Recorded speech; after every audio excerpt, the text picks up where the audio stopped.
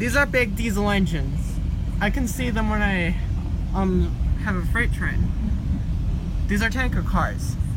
They're full of oil, gas, water, or milk. That one is a hopper car. It carries things like loose coils.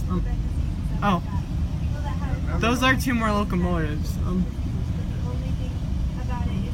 These hopper cars can carry things like coal, grain, gravel, sand, rock, stuff like that. That is a bulkhead flat car.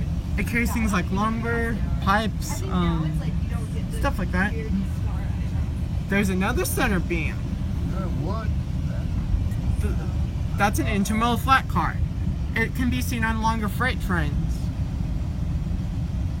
What?